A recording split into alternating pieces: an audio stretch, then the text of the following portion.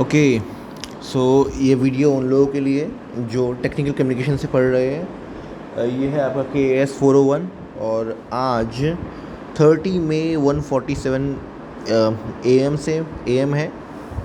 चेन्नई अभी भी IPL जीत गई और अब जाके हम लोग स्टार्ट करने वाले हैं। तो देखिए, MIT में कल आपका आज आपका पेपर है, CT है और हम लोग 1 यूनिट ऑलरेडी कर चुके हैं टेक्निकल कम्युनिकेशन का। सेकंड हम अभी करने वाले हैं। क्योंकि इतनी खुशी का माहौल है, तो चलिए स्टार्ट करते हैं ना। तो आपका जो सेकंड है वो है forms of technical communication. 9 parts में हमने डिवाइड किया इसको। तो स्टार्ट करते हैं। पहला जो है वो है आपका टेक्निकल रिपोर्ट अच्छा खासा है, काफ़ी इसमें आपको पढ़ने को मिलेगा। सेकंड है आपको थीसिस लिखना है। थीसिस ये बहुत बड़ा होता है ना। थीसिस राइटिंग, देखिए रिपोर्ट जो होता है वो है कि एक पर्टिकुलर कोई चीज़ है, मे बी वो एक इवेंट है, मे बी वो एक फीडबैक फॉर्म है, कुछ भी फीडबैक है, मे बी वो कोई भी चीज़ है ना, उसके ऊपर आपको एक ऑफिशियल रिपोर्ट प्रेजेंट करना है ना। कैसा फॉर्मेट है वो हम जानेंगे, बट उससे पहले ये क्या है, ये एक ऑफिशियल राइटिंग है जिसमें फैक्ट्स होंगे, जिसमें बिल्कुल प्रूफ्स होंगे, एनालिसिस होगा, है ना। आपका पर्सनल इसमें कुछ नहीं होगा। थीसिस वो नहीं है। थीसिस होता है कि ये बहुत बड़ा होता है, 200-250 पेज का होता है और ये वेल रिसर्च्ड होता है ना। इसके बाद जो आप एक और चीज़ सीखेंगे वो है सिनॉप्सिस। क्या डिफरेंस है? सिनॉप्सिस जो है इसका मतलब होता है समरी। सिनॉप्सिस बहुत का मतलब होता है समरी। तो ये बहुत इसमें है कि समरी वगैरह लिखना है, एब्स्ट्रैक्ट टाइप का लिखना है। सिनॉप्सिस विल गो मोर, हम इसको लेके और डिटेल में बात करेंगे। नेक्स्ट जो है वो है आपका रिसर्च पेपर। एक इंडिविजुअल टॉपिक के ऊपर अगर आप पेपर लिखें तो वो है आपका रिसर्च पेपर। ये भी छोटा ही होता है, लगा लीजिए 13-14 पेजेस का होता है, उससे ऊपर नहीं होता ये। सिनॉप्सिस तो उससे भी छोटा होता है। नेक्स्ट जो आपका है वो है सेमिनार या फिर कॉन्फ्रेंस पेपर। कॉन्फ्रेंस ये है कि कहीं पे कोई कॉन्फ्रेंस हो रहा है, मल्टीपल मतलब आपके उस फील्ड के बहुत सारे लोग आएंगे and they will present their papers, they will present their whatever they excel in और whatever the research, and they will get together and discuss on that. वो जो है वो आपका सेमिनार एंड कॉन्फ्रेंस है। ये live events है। Live I mean कि जहाँ पे मल्टीपल लोग आके करते हैं। इससे पहले के जो रिपोर्ट है, थीसिस है, सिनॉप्सिस है, रिसर्च पेपर है, इनमें लोग नहीं आने वाले हैं ना, बट सेमिनार एंड कॉन्फ्रेंसेस में लोग आने वाले हैं। इसके बाद जो आपका नेक्स्ट है वो है आपका CV या फिर रेज्यूमे राइटिंग, है ना। ये आप अपने लिए लिखते हैं, आपका क्वालिफिकेशन दिखाता है, आपका वर्क एक्सपीरियंस दिखाता है, और वो सब आपका इन 2 डॉक्यूमेंट में जो है वो शो करता है, रेज्यूमे में और करिकुलम विटे में, ठीक है, CV। और आपका आखिरी है प्रपोजल, है ना, technical proposal to propose something, है ना। ओके। तो यही आपके मेन। इसके अलावा आपके इस चैप्टर में एक और चीज़ इंपॉर्टेंट है और वो है कि 7C क्या है ना। इफ़ेक्टिव बिजनेस राइटिंग के 7 C's है ना। क्या क्या होता है इसमें एक कॉन्क्रीटनेस है, एक कंप्लीटनेस है, एक क्लैरिटी है, एक कंसाइजनेस है, कर्टसी है, करेक्टनेस है और कंसिडरेशन। इससे बनता है आपका 7C और ये आपको एक्सप्लेन करना आना चाहिए। नो डाउट 7C आपका मोस्ट इंपॉर्टेंट क्वेश्चन है। इसके अलावा आपको ये जो थीसिस है, सिनॉप्सिस है, रिसर्च पेपर, रिपोर्ट किस तरह के है वो आपको पता होना चाहिए। और ये जो बाकी है इनका आपको फॉर्मेट आना चाहिए कि कैसे ये हम लिखते हैं ना, क्या पहले लिखते हैं, क्या बाद में लिखते हैं, क्या क्या होता है, ये आपको बताना आना चाहिए। यही है आपका पूरा का पूरा पेपर, है ना। अब चलिए इसमें और डीप चलते हैं, तो स्टार्ट करते हैं। जो आपका पहला है वो है टेक्निकल रिपोर्ट। अब क्या होता है रिपोर्ट एक ऑफिशियल डॉक्यूमेंट है जो कि फैक्ट प्रेजेंट करेगा, जो है ना उसका एनालिसिस प्रेजेंट करेगा। उसमें क्या हैंगे, कोई अगर डिसीजन है या कोई रिकमेंडेशन है तो वो उसमें आएगा। और आपका सारा का सारा जो डाटा है वो फैक्चुअल होगा, आपका पर्सनल नहीं होगा, ठीक है ना। ये मॉडर्न जो है एक फील्ड के यूज़ के लिए है, टेक्निकल यूज़ के लिए है। और यूजुअली आप जितने प्रोफेशनल्स हैं, जैसे कि इंजीनियर है, कोई साइंटिस्ट है, तो आप देखोगे कि वो जो रिपोर्ट बना रहा है, मतलब वो रिपोर्ट बना रहा होगा ना किसी पर्टिकुलर टॉपिक के ऊपर। ये है आपका पहला टेक्निकल रिपोर्ट, ठीक है ना। अब टेक्निकल रिपोर्ट में का जो आपका वो होगा है ना, किस तरह का होगा है ना। सबसे पहले क्या होगा, सबसे पहले जो है आपको होगा आपका ट्रांसमिटल कोरस्पॉन्डेंस, ठीक है ना। ट्रांसमिटल कोरस्पॉन्डेंस जो है ये आपका फर्स्ट है। इसका फॉर्मेट की अगर हम बात करें तो फॉर्मेट ट्रांसमिटल कोरस्पॉन्डेंस जो है ये किस लिए होता है, ये होता है ताकि आप जो है ये डायरेक्ट कर पाए ना। It is a letter that directs a report to someone, है ना, कि आप भेज किसको रहे हो। इसके अंदर ऑब्वियस सी बात है अपना ही चीज़ होता है। For example title of the report होता है, कोई स्टेटमेंट होता है कि of when it was requested, है ना। एक जनरल स्टेटमेंट होता है कि आपका रिपोर्ट का पर्पस और स्कोप क्या है। एक एक्सप्लेनेशन होता है कि प्रॉब्लम कौन कौन से आपने इनकाउंटर किए हैं, और एक्नॉलेजमेंट्स होते हैं। तो आपका जो पहला है वो है फॉर्मेट में, इसका जो पहला है वो है ट्रांसमिटल कोरेस्पॉन्डेंस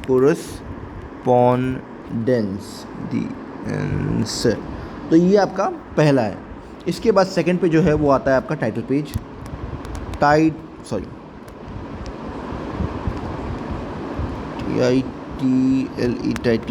पेज, ये आपका सेकंड है। थर्ड में आता है आपका टेबल ऑफ कंटेंट्स, है ना। आपके इसमें पूरे में क्या क्या होगा, टेबल ऑफ कंटेंट्स, ये आपका हो रहा है रिपोर्ट, करिए ना, ये आपका रिपोर्ट है, ये आपका रिपोर्ट है, ठीक है। तीसरे में आ गया आपका टेबल ऑफ कंटेंट्स। इसके अंदर नहीं, थर्ड ये ना, फोर्थ हो जाएगा आपका समरी, जिसको हम एब्स्ट्रैक्ट भी बोल सकते हैं, समरी या फिर एब्स्ट्रैक्ट, जो भी आप कह लीजिए। हो गया 4। देन आपका आएगा इंट्रोडक्शन, 5वें नंबर पे आएगा आपका इंट्रोडक्शन। 6ठे नंबर पे आपका आएगा डिस्कशन, और last but not the least is आपका कंक्लूजन, ऑलवेज लास्ट, ठीक है ना। तो ये रहा आपका रिपोर्ट, ठीक है। इसके अलावा आपको रिपोर्ट के बारे में एक और चीज़ पता होना चाहिए कि डिफरेंट तरह के रिपोर्ट्स कौन से होते हैं। ये बहुत ही इंपॉर्टेंट क्वेश्चन है, ये डेफिनेटली आपको मिस नहीं करना है। तो देखिए, depending upon presentation, length, nature, purpose, time duration, different reports होते हैं, ठीक है ना। जैसे कि अगर आप बोले प्रेजेंटेशन की बात करें, तो प्रेजेंटेशन जो है आपका ये आपका 2 होगा, ठीक है ना। या तो इससे ओरल आएगा, ओरल मतलब मौखिक आपका रिपोर्ट होगा, या फिर आपका रिटर्न होगा, ठीक है ना। रिटर्न रिपोर्ट होगा या फिर ओरल रिपोर्ट होगा। ऑब्वियसली बात है, रिटर्न रिपोर्ट ज़्यादा कारगर सिद्ध होता है। नेक्स्ट है, अगर आपका लेंथ है ना, आपका लेंथ कितना है, कितना लंबा आपका रिपोर्ट है, ठीक है ना। तो उसमें या तो होगा आपका शॉर्ट रिपोर्ट होगा, या फिर आपका लॉन्ग रिपोर्ट होगा। अब देखिए, ऑब्वियसली बात है, इनमें डीप जाने की ज़रूरत नहीं है, आपको वर्ड से ही समझ में आ रहा है कि क्या इसका मतलब क्या है। नेक्स्ट इज नेचर, कि आपके जो आपका ये है रिपोर्ट है, इसका नेचर क्या है। 2 हो सकते हैं, या तो ये फॉर्मल है, या फिर ये इनफॉर्मल है, या फिर ये फॉर्मल है, फॉर्मल यूज़ के लिए, ऑफिस यूज़ के लिए, बिज़नेस यूज़ के लिए, या फिर इनफॉर्मल जैसे कि दोस्तों के लिए, है ना, अनऑफिशियल चीज़ों के लिए। तो उसको वो भी आपका रिपोर्ट ही होता है। तो इनफॉर्मल या फिर फॉर्मल। नेक्स्ट इसका पर्पस क्या है, क्यों बना है, पर्पस क्या है। तो पर्पस या तो ये इंफॉर्मेशनल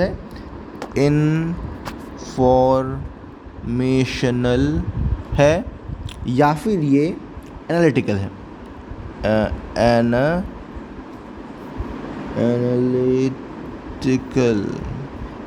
एनालिटिकल है, ठीक है। इसमें एनालिसिस है, या तो ये इंफॉर्मेशनल है, जैसे कि हमारे ऑफन लिटरेचर में होता है, वो प्योरली इन्फॉर्मेशनल होता है, या फिर एनालिटिकल है, इसमें एनालिसिस करना होगा। और लास्ट है आपका टाइम ड्यूरेशन, ठीक है ना, कि टाइम कितना लगा, है ना। तो या तो ये टाइम इन द सेंस की जो रिपोर्ट है वो उसका कब देना होता है ना, एक तरह से। तो या तो ये रूटीन है,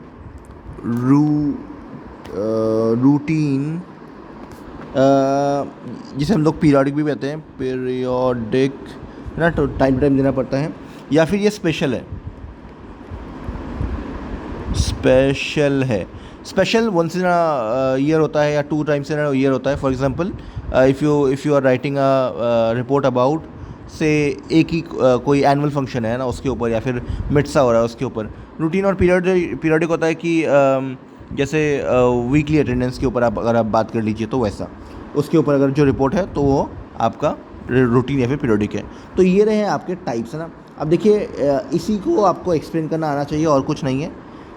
ये हो गया आपके टाइप्स। इसके अलावा अगर हम आगे चले तो नेक्स्ट आता है कि एक अच्छा रिपोर्ट का कैरेक्टरिस्टिक्स क्या होता है, ठीक है ना। अभी तो हम लोग टाइप्स पढ़ रहे थे, तो अब है कैरेक्टरिस्टिक्स। ये भी थोड़े बहुत इंपॉर्टेंट है, ऑब्वियसली बात आपको पता होना चाहिए। तो पहला प्रिसाइज होना चाहिए ना, प्रिसीजन होना चाहिए इसमें।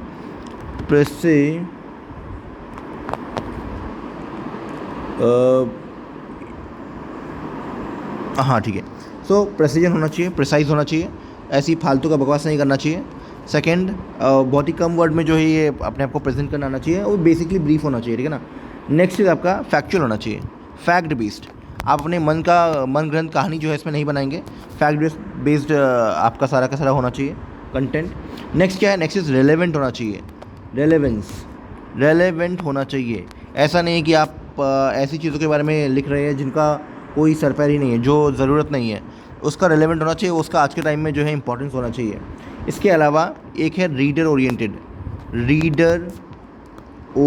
ऑब्वियसली बात है, आप टेक्निकल कम्युनिकेशन में है, आप टारगेटेड ऑडियंस को जो है देख रहे हैं, तो आपका रीडर के मुताबिक होना चाहिए। ऐसा नहीं कि आप अपने मुताबिक, इसमें सब्जेक्टिविटी नहीं होगा, इसमें क्या होगा, ऑब्जेक्टिविटी होगा, ठीक है ना। तो इससे याद आया, नेक्स्ट है आपका ऑब्जेक्टिविटी ऑब्जेक्टिविटी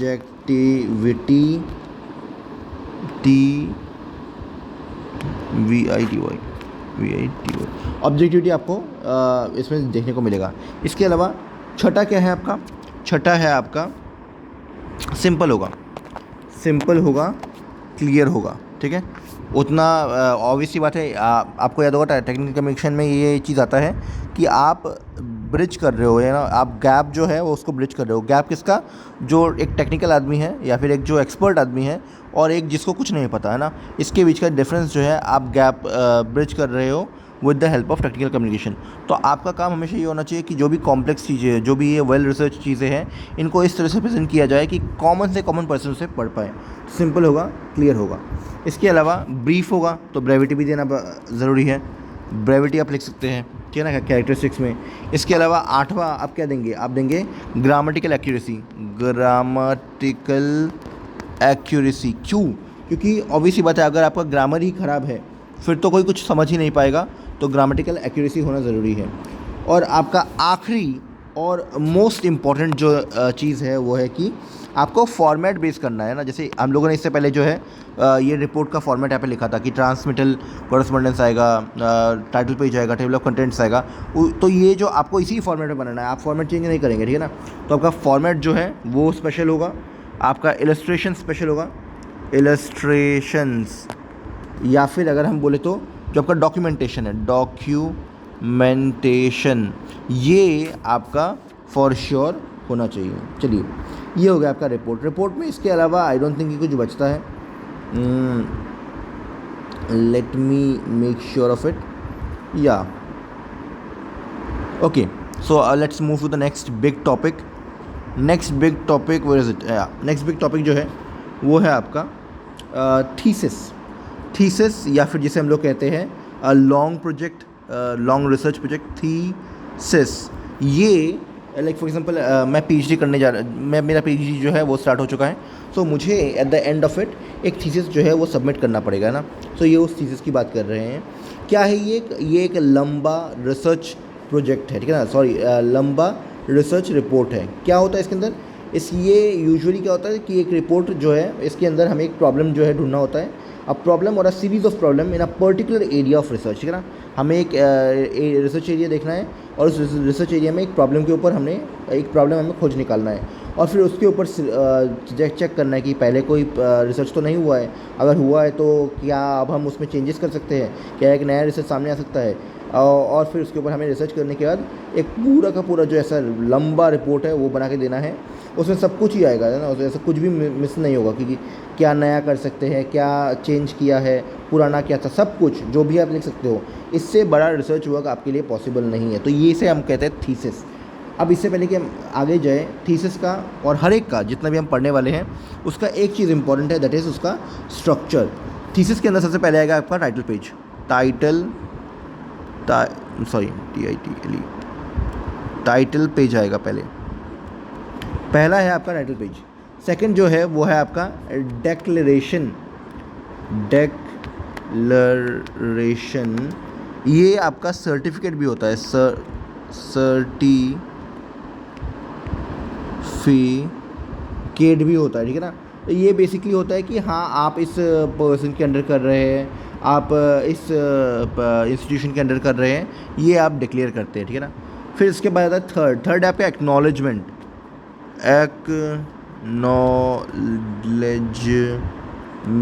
ठीक है ना। इसके ओके, सो ये क्या होता है, ये है कि आप जो है एक्नॉलेज कर रहे होते हैं, फॉर एग्जांपल फंड किसने दिया, एडवाइस, इमोशनल सपोर्ट वगैरह वगैरह, ये है आपका एक्नॉलेजमेंट। फिर आता है आपका फोर्थ, इसके अंदर होता है आपका मेन टेबल ऑफ कंटेंट्स, ठीक है ना। इसके अंदर आपका टेबल ऑफ कंटेंट्स होता है। फिर आता है आपका पांचवा, ये है आपका एब्स्ट्रैक्ट समरी आप बोल सकते हैं इसको। एब्स्ट्रैक्ट के बाद आपका आता है जो आपका सही में मेन कंटेंट है उसका स्टार्टिंग, वो है आपका इंट्रोडक्शन के बाद आपका जो सेवेंथ है ये है आपका लिटरेचर रिव्यू। आप जिस प्रॉब्लम के ऊपर आप रिसर्च कर रहे हैं, लिटरेचर, उसके पहले लिख लेता हूँ, रिव्यू। आप अगर किसी पर्टिकुलर टॉपिक के ऊपर रिसर्च कर रहे हैं तो उसके ऊपर ऑलरेडी किसी ने कुछ लिखा है क्या, ऑलरेडी कोई लिटरेचर है क्या, रिटन वर्क है क्या, अगर है तो आपको उसका रिव्यू करना पड़ेगा। और इसके बाद आता है आपका मिडिल चैप्टर, है ना। इंट्रोडक्शन आपका हो चुका है, मिडिल चैप्टर। फिर आता है आपका फाइनल, एक्चुअली इस केस में फाइनल तो नहीं है बट आपका कंक्लूजन्स, ठीक है ना। कंक्लूजन्स बहुत ही इंपॉर्टेंट है। और इसके बाद 10th जो है वो आता है, और उसे हम बोलते हैं रेफरेंसेस। ऑब्वियस सी बात है, आपने सब कुछ तो खुद नहीं लिखा होगा, आपने कहीं ना कहीं से कुछ ना कुछ कोट करवाया होगा, किसी और के वर्क से कुछ ना कुछ लिया होगा, तो वो सब जो है वो क्या है, वो आपके रेफरेंसेस में आएगा। और इसके आखिरी जो है वो है अपेंडिसेस, इन केस कुछ ऐसे वर्ड्स है, कुछ ऐसा चीज़ है जो बहुत ही हार्ड है, जिसको आपको इंक्लूड करना है चीज़ के अंदर, लेकिन जो फ्लो बिगाड़ देता, तो उसको आपको अपेंडिसेस में मेंशन करना है। तो ये रहा आपका, ये पूरा का पूरा आपका थीसिस का है, ठीक है ना। थीसिस आपका जो है वो इस फॉर्मेट में जाएगा। अगला है आपका सिनॉप्सिस। अब ये इसका भी हमारा फॉर्मेट इंपॉर्टेंट है, बट इससे पहले कि हम फॉर्मेट में जाए, ये होता क्या है, सिनॉप्सिस जो है वो 2 वर्ड से बना है, ठीक है ना। पहला ये ग्रीक वर्ड है, इसमें शुरू जो है वो है सन, इसका मतलब टुगेदर, एंड ऑप्सिस मतलब है सीन। इसका पूरा मतलब होता है ब्रीफ समरी, है ना, शॉर्ट समरी आप कह लीजिए। तो अब ये सिनॉप्सिस जो है, हम लोग को अगर कोई थीसिस प्रेजेंट करना है, हमको अगर कोई किसी जगह पे एनरोल करना है, फॉर एग्जांपल पीएचडी में, तो हमें पहले ना एक शॉर्ट समरी टाइप का लिख के देना पड़ता है, विच इज सिनॉप्सिस, कि हम चाह क्या रहे हैं, है ना। ये बेसिकली होता है ताकि हमें ना क्लियर चिट मिल जाए एथिकल क्लियरेंस के लिए, फॉर्मल रजिस्ट्रेशन के लिए यूनिवर्सिटीज़ में, ठीक है ना, पीयर रिव्यू के लिए, उसके लिए हमें सिनॉप्सिस लिखना पड़ता है, ठीक है ना। ये इसमें हम लोग जो है अपना प्लानिंग वगैरह सब देते हैं कि हम ये करना चाहते हैं, ऐसे करना चाहते हैं, ये निकाल के ले आएंगे, सिनॉप्सिस जो है वैसा होगा, ठीक है ना। ये बेसिकली एक बहुत ही ब्रीफ होता है, बहुत ही प्रिसाइज होता है, छोटा होता है ना, क्योंकि हमने ये करते हुए उतना रिसर्च नहीं किया होता है। इसके फॉर्मेट की अगर हम बात करें, स्ट्रक्चर की अगर हम बात करें, तो पहला जो है वो है टाइटल, ठीक है ना। दूसरा जो है वो है statement of purpose, statement of problem, इसको हम एसओपी भी बोलते हैं, मेनली इसको हम एसओपी बोलते हैं, लेकिन जो है हाइपोथेसिस भी आप बोल सकते हैं। ये है आपका स्टेटमेंट ऑफ प्रॉब्लम या फिर हाइपोथेसिस। थर्ड नंबर पे आपका आता है कि आप चाहते क्या है, आपका एम क्या है, एम्स एंड ऑब्जेक्टिव क्या है, आपका ऑब्जेक्टिव्स आपका क्या है इस रिसर्च, मतलब कि आप इस सिनॉप्सिस के थ्रू क्या चाह रहे हैं ना। फोर्थ है आपका, अगेन आपको एक रिव्यू देना पड़ेगा, रिव्यू कि आपने अब तक क्यों आपको इस चीज़ में इतना इंटरेस्ट है, आपने अब तक क्या रिसर्च किया है, तो रिव्यू ऑफ लिटरेचर। और फिर पांचवा है आपका रिसर्च मेथोडोलॉजी, मेथोडोलॉजी ये आएगा कि आप किस तरीके से, कौन से रिसर्च के तरीके से आप अपना जो रिसर्च है वो कंडक्ट कराना चाहते हैं। इसमें आप काफ़ी कुछ दे सकते हैं रिसर्च मेथोलॉजी के अंदर। फॉर एग्जांपल स्टडी डिज़ाइन क्या है, स्टडी स्टार्टिंग क्या है, सैम्पलिंग कैसे करेंगे, वेरिएबल्स क्या क्या आ सकते हैं, कंट्रोल्स क्या है, स्टडी मेथड्स क्या क्या है, क्या आप डाटा कलेक्शन करेंगे, क्या आप डाटा एनालिसिस करेंगे, एथिकल क्लियरेंस क्या है। तो ये सब का सब जो है आपका रिसर्च मेथोलॉजी में आ जाएगा। नेक्स्ट है आपका छठा इज रेफरेंसेस। रेफरेंसेस अगेन ये हम लोग एक्सप्लेन कर चुके हैं। और last but not the least is आपका ऑफिशियल डॉक्यूमेंटेशन इम्पॉर्टेंट है। इसके अंदर आ जाएगा आपका name of the researcher and designation, name of the designation of the guide, name and the designation of head of department HOD, name of the institution, signatures of all the official signatures of all with official seal. तो ये basically आपका and है और सबसे important यही है। अगर इनमें से कोई आपको क्लियर नहीं करता तो आप फंस जाएंगे। अब ये रहा आपका सिनॉप्सिस का पूरा फॉर्मेट। नेक्स्ट जो है वो है आपका रिसर्च पेपर। रिसर्च पेपर ये सिनॉप्सिस से बड़ा है। आप ऑफिशियली इसके अंदर रिसर्च करते हैं एक पर्टिकुलर टॉपिक के ऊपर, लेकिन ये थीसिस जितना बड़ा नहीं है। अब ये होगा 15-16 पेज, ठीक है ना, लेकिन ये 200-250 पेज तो नहीं है, ठीक है ना। तो आप छोटे छोटे टॉपिक्स के ऊपर छोटे आप अगर आप निकाल लेते हैं कि हाँ इस चीज़ के ऊपर मैं रिसर्च कर सकता हूँ, तो आप रिसर्च पेपर लिख के दिखाते हैं, ठीक है ना। ये छोटा होता है। A technical research paper writing is a formal report that is written mainly to disseminate new knowledge acquiring through research, ठीक है ना। नया नॉलेज आप शो कर रहे हैं, ये उतना बड़ा नहीं होता जितना बड़ा हम लोग जो है एक्सपीरियंस कर चुके हैं ऑलरेडी उसके फॉर्म में, थीसिस के फॉर्म में। इसका फॉर्मेट भी कुछ ऐसा ही होता है। शुरू जो है पहला वो है आपका टाइटल, सेकंड जो है वो है ऑथर्स, किसने लिखा है। इसमें को ऑथर भी होता है, ठीक है ना। तो ऑथर्स जो है वो आप दिखाते हैं इसमें, इसलिए S लिखा हुआ है ऑथर्स। नेक्स्ट इज एफिलिएशंस और एड्रेसीज, ये रहे किस किस का इसमें भाग है। थर्ड है आपका एब्स्ट्रैक्ट समरी, आप लिख दीजिए इसमें। फोर्थ है आपका इंट्रोडक्शन आपका मेन जो आपका टॉपिक है उसमें जो भी टर्म्स वगैरह है वो आप इसमें इंट्रोड्यूस कर दीजिए। नेक्स्ट है मेन, स्पेशली मेन वाले। नेक्स्ट इंट्रोडक्शन क्या है, मटेरियल्स एंड मेथड्स, कैसे आपने किया, मटेरियल्स एंड मेथड्स बताइए।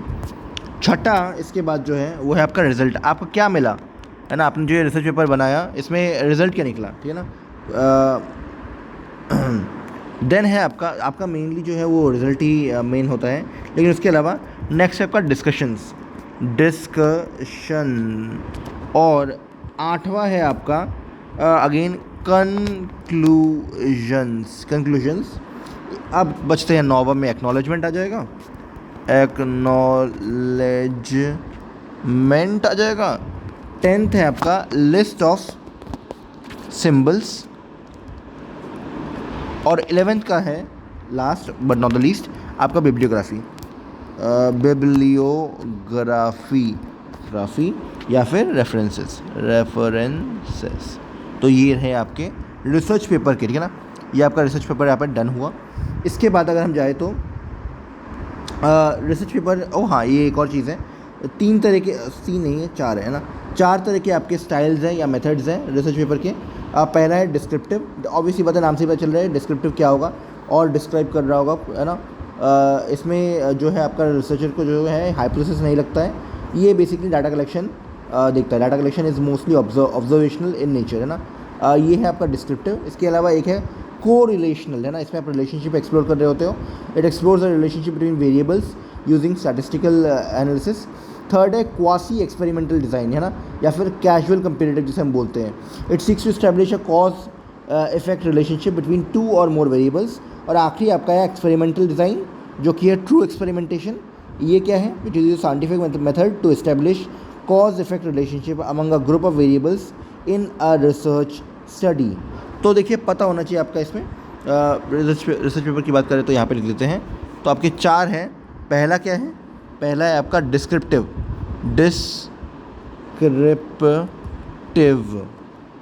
ये आपका डिस्क्रिप्टिव डिज़ाइन है, ठीक है, डिस्क्रिप्टिव। नेक्स्ट इज आपका सेकंड जो है वो है आपका को रिलेशनल, AL, ठीक है ना। थर्ड जो है वो आपका है क्वासी, क्वासी और एक्सपेरिमेंटल, ठीक है। और आपका आखिरी जो है वो है फोर्थ एक्सपेरिमेंटल, तो ये रहा आपका रिसर्च पेपर, यहाँ पे आपका डन है। इसके अलावा आते हैं हमारे नेक्स्ट टॉपिक से। नेक्स्ट टॉपिक्स जो है वो उतने अब मतलब कि एक ही और टॉपिक है जो उतना इम्पोर्टेंट है एक्चुअली, जो बहुत ही टेक्निकल भी है, वो है आपका सेमिनार वाला, ठीक है ना। तो आपका नेक्स्ट है सेमिनार। सेमिनार क्या होता है? सेमिनार वो जगह होता है, एक फॉर्मल मीटिंग होता है जहाँ पे मल्टीपल लोग आते हैं, एकेडमिक्स के, बिजनेस के, इंडस्ट्री के, और आके यूज़फुल इन्फॉर्मेशन जो है वो एक्सचेंज कर रहे होते हैं, ठीक है ना। इट ब्रिंग्स टुगेदर ग्रुप्स और of people from a particular sector for recurring meetings focusing each time on a particular topic, ठीक है ना। इसके अंदर people present their research, their new process, their new technology in order to get the views of others. Hence, the participants of a seminar need to be very active and contribute significantly to the development of the research areas presented. तभी आपका importance, तभी आपको बुलाया जाएगा। ये छोटे छोटे groups में होता है। Besides this organized for small group, beside those organized for small groups seminars and also organized for larger groups. तो डिपेंड करता है। इसमें अगर हम बात करें तो और कुछ है नहीं। इसके अलावा यू हैव टू ओके, अगर आप क्वेश्चन आ गया तो आप बोल सकते हैं कि थीम क्लैरिटी क्या होता है। तो आप जिस बारे में लिख रहे हैं उस थीम को लेके आप क्लियर होने चाहिए। एनालिसिस मतलब उसके ऊपर जो है एनालिसिस प्रेजेंट करना। फाइंडिंग मतलब आपको क्या मिला, खोज के क्या मिला। ये तीन जो चीज़ है मैं एक्चुअली लिख देता हूँ ना, इनकेस अगर ये आया तो आपको जो है बताना आना चाहिए। फर्स्ट इज़ थीम क्लैरिटी, कि आप क्लियर है कि थीम क्या है ना, आपको उसके प्रति मतलब उस टॉपिक के प्रति जो है आपका इंक्लिनेशन, ठीक है ना। नेक्स्ट है उसका एनालिसिस और लास्ट है उसका फाइंडिंग्स, क्या निकला, फाइंडिंग्स, ये इम्पॉर्टेंट है, ठीक है। इसके अलावा अब आते हैं हम अपने मेन टॉपिक पे, दैट इज़ आपका 7C। ये चाहे जो हो जाए ये आपका होना चाहिए, है ना, 7C। इसमें क्या कहता है, इसमें कॉन्क्रीटनेस आता है, कॉन्क्रीटनेस आता है, कंप्लीटनेस आता है। मैं लिखता जाता हूँ। सो कॉन्क्रीटनेस है, कंप्लीटनेस है, क्लैरिटी है, कंसाइजनेस है, कर्टेसी है, करेक्टनेस है और कंसिडरेशन है। कंसिडरेशन से स्टार्ट करते हैं। कंसिडरेशन को हम क्या बोलते हैं, यू एटीट्यूड, ठीक है ना। Visualise readers circumstances, problems, emotions, desires etcetera, ये सब का सब जो है कंसिडरेशन के अंदर आता है। सेकंड की बात करें वो है आपका कर्टसी, है ना। ये है कि बी पोलाइट, बी कर्टियस, है ना, जैसे एक सिविल आदमी को होना चाहिए। नेक्स्ट इज़ क्लैरिटी, क्लियर बिल्कुल होना चाहिए उससे। बी क्लियर बेसिकली अपने जो भी आप डॉक्यूमेंट लिख रहे हो उसमें। थर्ड इज़ आपका कॉन्क्रीटनेस, ठीक है ना। ये क्या है, ये है कि कन्विंसिंग होना, है ना, आपका जो है एक तरह से लुभावना होना, आपको जो है कन्विंसिंग इन्फॉर्मेशन प्रेजेंट करना आना चाहिए। फिर जो ये पहला, दूसरा, तीसरा, चौथा, पांचवा, फिफ्थ क्या है, फिफ्थ है आपका करेक्टनेस। आप जो झूठ वूठ का वो नहीं दिखाएंगे, है ना, करेक्टनेस, ये है आपका पांचवा। छठे की अगर बात करें तो छठा आपका कंसाइजनेस, है ना, प्रिसाइज आप बात कर सकते हैं। नेसेसरी डिटेल्स जो है वही आप दें, कंसाइजनेस। देन आपका आता है सातवां, और 7 चीज़ें तो टोटल 7 ही है। सातवां जो है वो आपका कंप्लीटनेस, आप कंप्लीट इन्फॉर्मेशन देंगे, कंप्लीटनेस। तो ये रहा आपका 7C, बहुत ही इंपॉर्टेंट है। अब आते हैं अगले टॉपिक पे, वो चीज़ आपका CV या फिर रेज्यूमे। दोनों में डिफरेंस होता है, बट अभी के लिए आप जो है आगे बढ़िए। CV और रेज्यूमे दोनों में ही आपको आपका जो अपना इन्फॉर्मेशन है वो हमें देखने को मिलता है। क्या होता है इसके अंदर, है ना, पहली कुछ चीज़ें, फॉर एग्जांपल ये आपका होता है तो ये ओरिजिनल होगा, आपके अचीवमेंट इसमें दिखाई देंगे, आपके अवार्ड्स या ऑनर्स इसमें दिखाई देंगे, रेफरेंसेस अगर कोई है तो वो इसमें दिखाई देगा, कोई भी डिटेल वगैरह है तो वो सब इसमें मेंशन्ड होगा, है ना। ये बेसिकली अगर आपने कभी ये नहीं बनाया तो आपको डेफिनेटली जो है ये एक बार बनाना चाहिए। क्या क्या इसमें हो जाएगा, आपका इसमें जो है नाम आ जाएगा, ईमेल आ जाएगा, एड्रेस आ जाएगा, फिर आपका लाइफ का ऑब्जेक्टिव वगैरह क्या है, कैसे आप हैं वो ऑब्जेक्टिव आ जाएगा, प्रोफेशनल एक्सपीरियंस आपका कितना है, कहाँ आपने काम किया है, कौन सा आपको डिजिग्नेशन मिला है, ये सब इसमें आ जाएगा। उस काम का डिस्क्रिप्शन है वो भी इसमें आ जाएगा, है ना। रिस्पॉन्सिबिलिटीज़ कौन कौन सी आपने होल्ड की है वो इसमें आ जाएगा।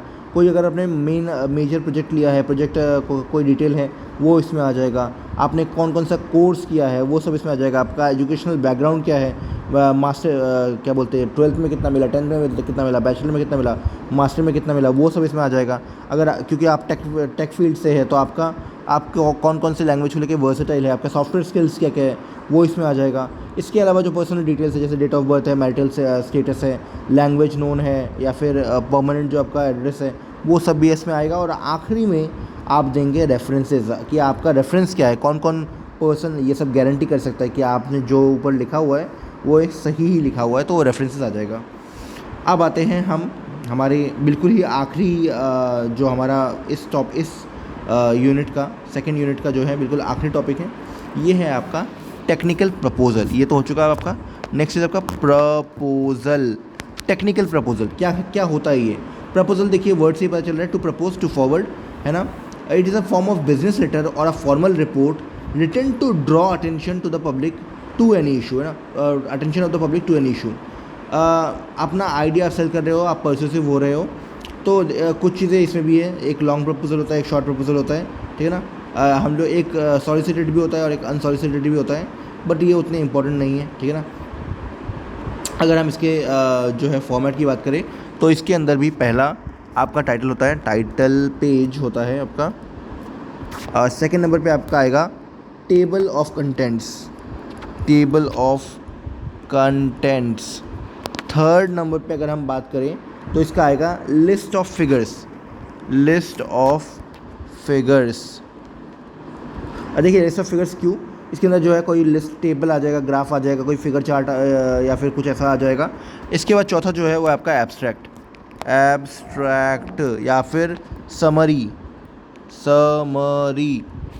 पाँचवें नंबर पे एब्स्ट्रैक्ट के बाद जो है वो है आपका मेथोडोलॉजी, आपने कैसे किया, कैसे आपने रिसर्च कंप्लीट किया, आपने कौन से स्टेप्स लिए, मेथोडोलॉजी, मेथडो LOGY,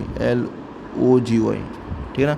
छठे नंबर पे मेथोडोलॉजी के बाद जो है वो आपका आएगा इंट्रो, इंट्रोडक्शन। सातवें नंबर पे आपका आ जाएगा स्टेटमेंट ऑफ प्रॉब्लम या फिर SOP, स्टेटमेंट, MENT में स्टेटमेंट ऑफ प्रॉब्लम, प्रॉब्लम। आठवें नंबर पे स्टेटमेंट ऑफ प्रॉब्लम के बाद आ जाएगा आपका proposed plan and activities. Ninth जो है वो आ जाएगा आपका रिकमेंडेशंस, अगर कोई है तो रिकमेंडेशंस। 10th नंबर पे आपका आ जाएगा कंक्लूजन, और उसके बाद आखिरी में आ जाएगा आपका 11th में आ जाएगा आपका solicited and unsolicited proposal. Okay, so ये आपका रन है। इसके अलावा आई थिंक और कुछ तो इम्पोर्टेंट नहीं है। हाँ, तो ये आपका एंड है। हर चीज़ का फॉर्मेट आपको पता है, 7C इम्पॉर्टेंट है। हर एक हमने जो भी हमने ऊपर अभी पढ़े हैं, है ना। देखिए ये ऊपर जो हमने ये पढ़ा है, रिपोर्ट आपको लिखना आना चाहिए कि रिपोर्ट क्या है, आपको लिखना आना चाहिए थीसिस क्या है, आपको पता होना चाहिए सिनॉप्सिस क्या है, रिसर्च पेपर क्या है, सेमिनार एंड कॉन्फ्रेंसेस क्या होता है, CV और रेज्यूमे, और इन सब का फॉर्मेट आपको आना चाहिए ना, कैसे आप किस तरह से आप ये लिखेंगे ना। ये देखिए मैंने ढेर सारे फॉर्मेट्स यहाँ पे बताए हैं, हर एक आपको फॉर्मेट आना चाहिए।